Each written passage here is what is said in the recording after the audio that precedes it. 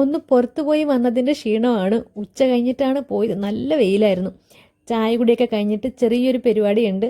വേറെ ഒന്നുമല്ല, ഒരു ചെടി വെക്കാനുണ്ടായിരുന്നു. ഒരു അഗ്ലോണിമ വെറൈറ്റി കൊണ്ടുവച്ചിട്ട് കുറേ നാളായി.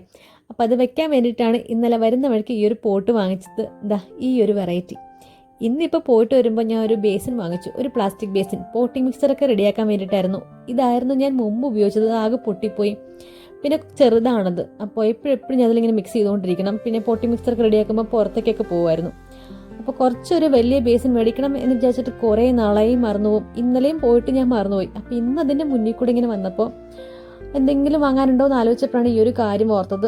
അങ്ങനെ പോയി വാങ്ങിച്ചതാണ്. അപ്പോൾ അതിന് ഉദ്ഘാടനം കൂടെ ചെയ്യാമെന്ന് വിചാരിച്ചു. ഈ ഒരു പ്ലാന്റ് പിടിച്ച് കിട്ടുമോ എന്ന് എനിക്ക് നല്ല ഡൗട്ടായിരുന്നു. കാരണം അതിൻ്റെ ബ്രാഞ്ചാണ് ഞാൻ കൊണ്ടുവച്ചത്.